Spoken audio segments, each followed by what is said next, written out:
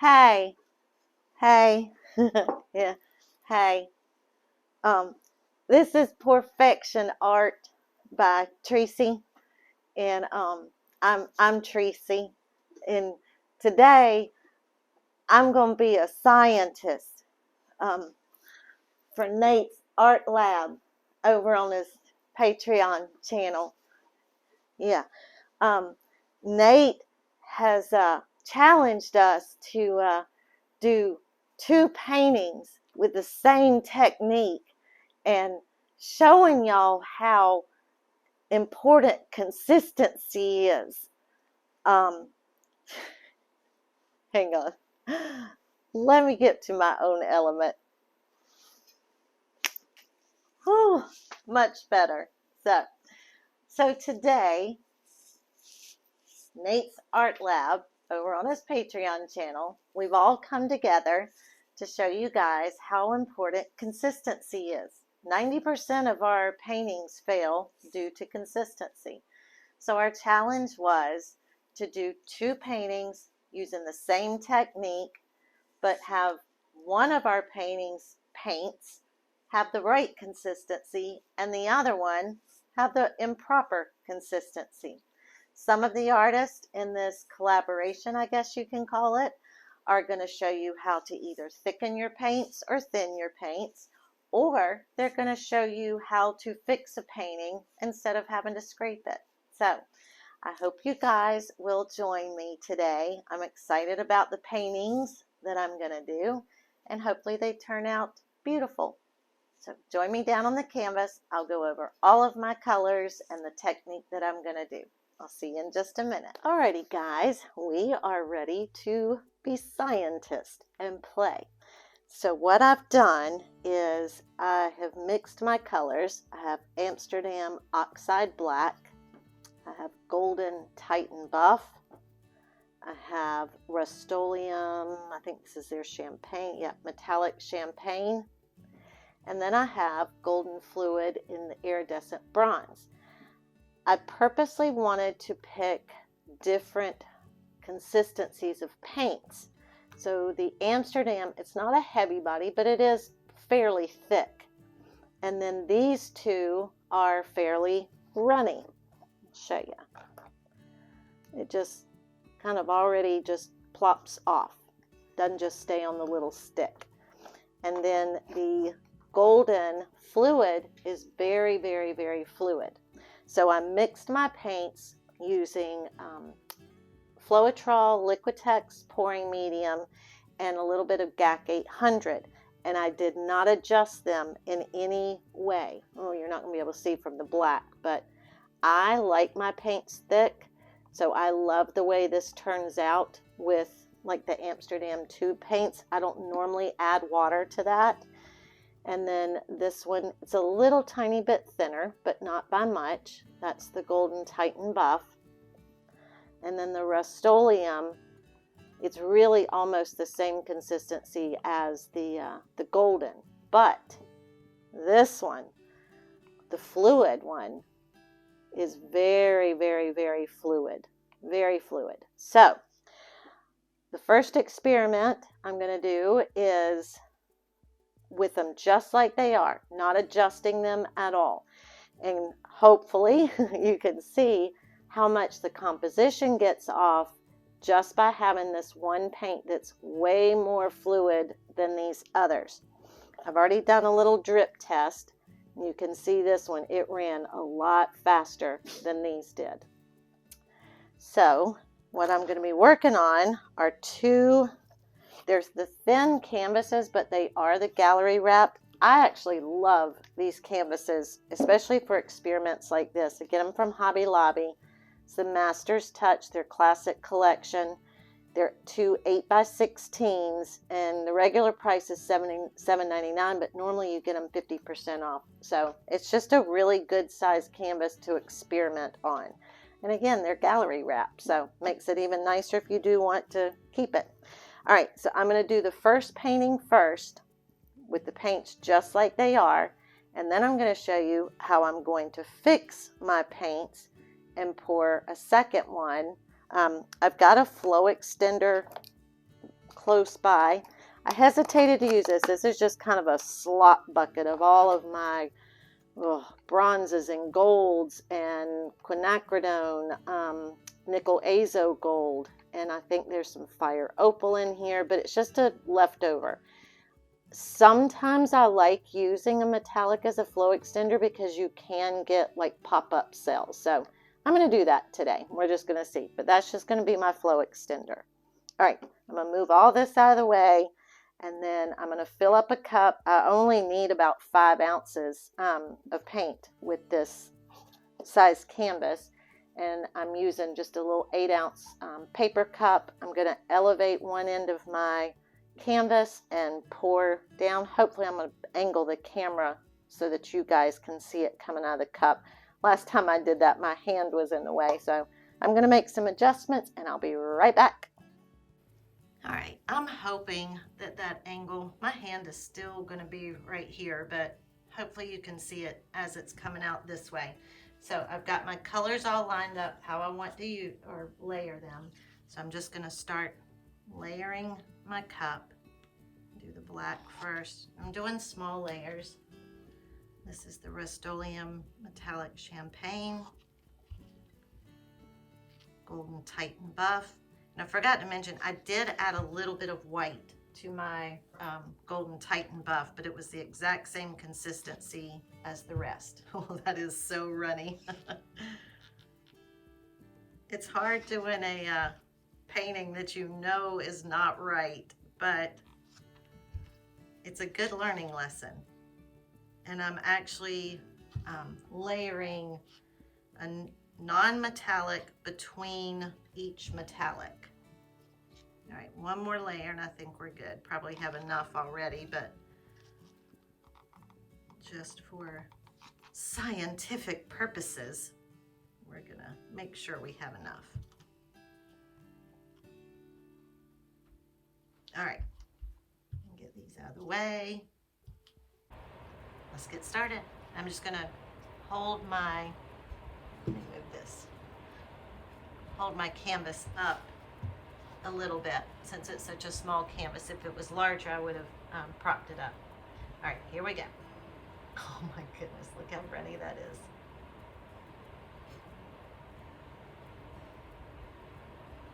Most people would probably go ahead and stop at this point, but I'm just gonna show you, oh, the difference it makes when your paints are not the right consistency. All right, see all these squiggle lines? Can y'all see? Oh, that's such a mess. So normally, I'm gonna go ahead and finish it. I'm gonna put down a little bit of flow extender, even though I probably don't need it.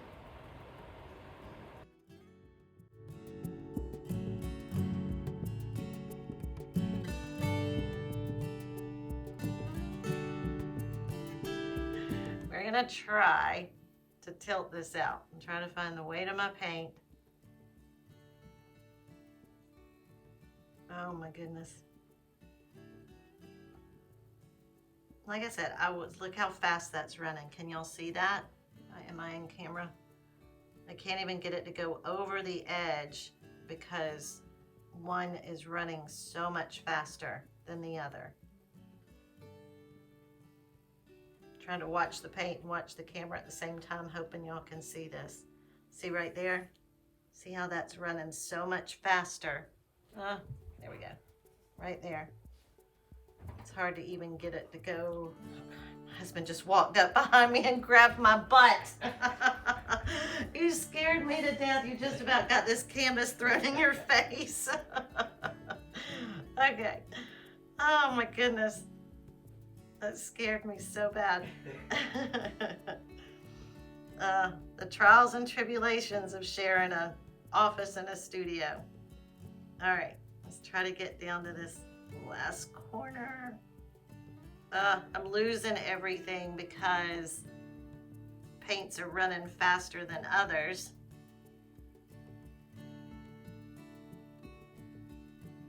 See, I lost that whole side over there.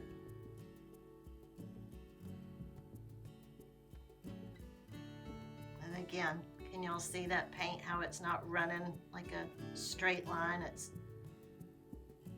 Some are running faster than others. Get the last little bit off. All right, so now I will say it is still a pretty painting, but it's definitely not what I wanted. I don't even think that it would dry very well, but I'll show y'all a close-up. This down here is really pretty, but again, my lines are all squiggly. I didn't keep the original lines. You know, again, things ran off faster than others, so that would probably be a scraped painting normally. But I'm going to show you how I personally fix my paints. So I am probably gonna, I don't know, I'll keep this one just because. So I'm gonna do my corners, my edges, set this one aside, get a clean canvas, and then I'll be right back to show you how I fix my paints. All right, let's fix these paints. So again, my black is just like how I like it. I know it's impossible to see black, but that's how I like it. So I need to make sure I get these other paints to that consistency. I'm gonna check this again. It's actually a little bit thinner than my black. So what I do, let me grab the jar. What I do is I keep a container and I put either heavy gloss gel or regular gloss gel in the container, and I pour a little bit of Floetrol, and that just helps to break up all the clumps and mix up that gloss gel so that when you go to put it in your paints, you're not stirring and stirring and stirring and stirring. In this container, I just use the Sax acrylic gel medium, but I have the golden heavy gloss gel, I have regular gloss gel, and I think honestly it's a personal preference. To me, you get more bang for your buck if you do get the heavy gloss gel. It's going to take longer to mix it and get all the clumps out, but it takes less than just like say the soft or regular gloss gel. But anyway, and you want to start with a little tiny bit at a time. Otherwise, you're just going to be going back and forth, you know, thicken it too much, and then having to add water. So I put 2 scoops in there. I'm going to give it a really, really good stir. You see that mound? That's how I like it. And we'll do another drip test real quick. All right, and this was my other thin one. So again, it's very fluid. I'm probably going to put 3 scoops in this one. And I just keep this on hand, and actually I normally use like an old yogurt container, but this had cotton candy in it. So every now and then everybody needs a little piece of cotton candy in their life.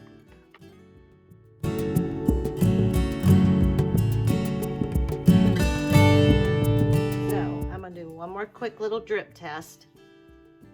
Take my black, my paper plate, just do a little dot. Do my Tighten buff. This will cause a few more bubbles, you know, with stirring and mixing, but you can just get those out with the torch. My Tighten buff may run a little bit faster, just because I've added a bigger dollop. Try to make your dollops the same size. Okay, or it could be that you don't stir it well enough. So we're pretty close. My black has thickened up a little bit, so I probably will put just a drop of water in that, but it's just from sitting. So you can see how we thickened up these. They're running more consistent now, so I'm gonna put just one little drop of water in my black. So same thing, move this out of the way, take my cup, and I'm gonna layer the cup.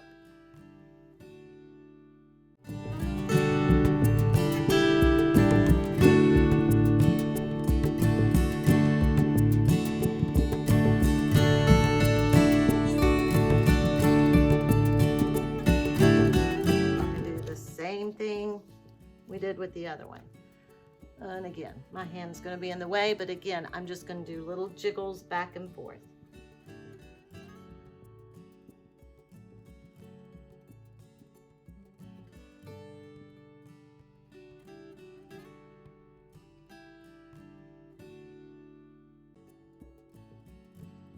See how much smoother all that runs? Let that go down just a little bit more.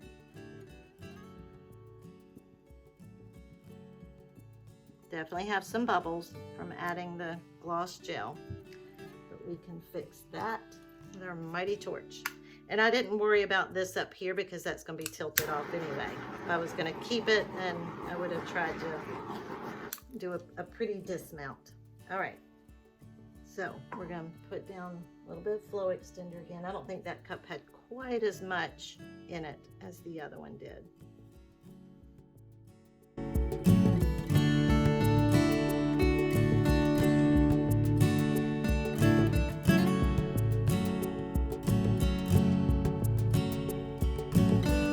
right, now let's see if we can tilt this one out. Find the weight of my paint. Get it back up here at the top. I'm running much slower. Gives me more control over my composition. Getting some really pretty cells and reactions. I'm just going to take it slowly over this corner.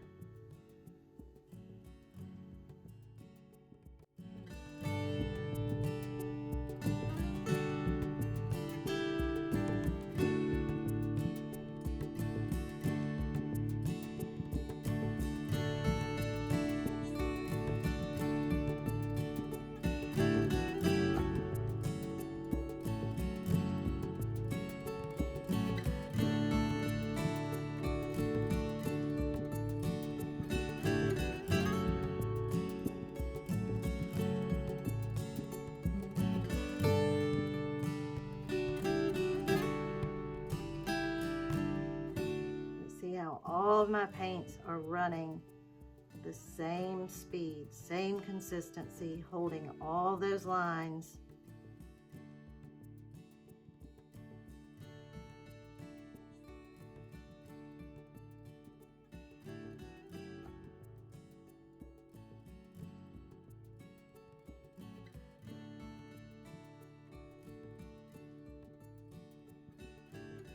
Kind of looks like fossilized wood.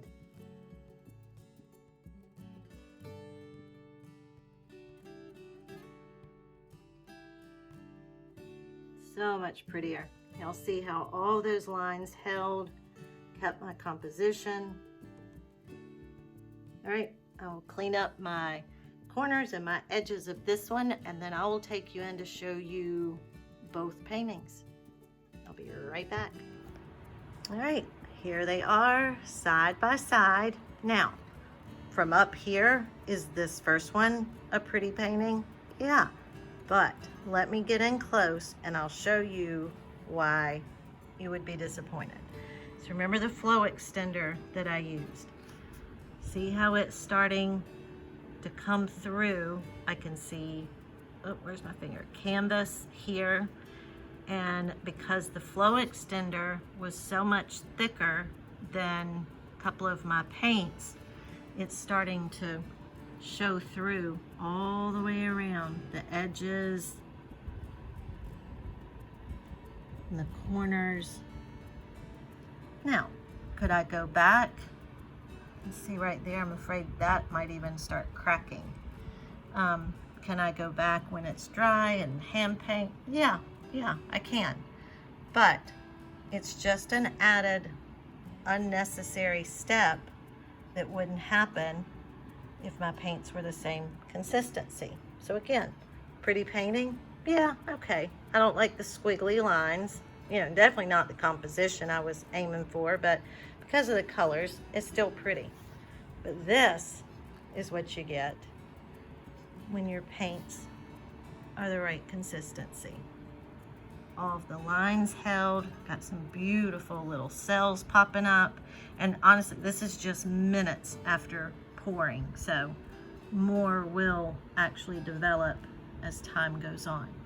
But none of that flow extender is shining through, and all the lines just held right where I wanted them to. So anyway, I hope that this video has helped, saving you some heartache of having to scrape some paintings. Again, take a minute, do a drip test, make sure that all of your paints are running at the right speed or the same speed. And everybody's different. Some people love doing thinner paints for a ring pour. I like my paints thick. When I do the straight pours, the galaxy pours, the ring pours, I like thicker paint. So just play around and see what works for you, but make sure they are all the same. Anyway, thank you for joining me. If you have any questions at all, please leave them down in the comment section. I will link everything, the gel gloss and my paints, and list everything down there. But thank you for being here, and if you are rightfully inclined, please take a second, subscribe to my channel, give me a thumbs up, and leave me a comment. And enjoy the rest of this train. I'm not sure who is going after me or before me, because I'm actually filming this before we have the playlist out in anticipation of our new granddaughter's arrival. So, but I'm sure I'll have a playlist or it will be listed. So continue following the artist, and definitely check out Nate's Patreon account. And I'll link his regular YouTube channel too. I'm sure everybody knows Nate Bright, but if you don't, check out his channel. He is amazing. So thank you again for being here. And as always, until next time, bye friends.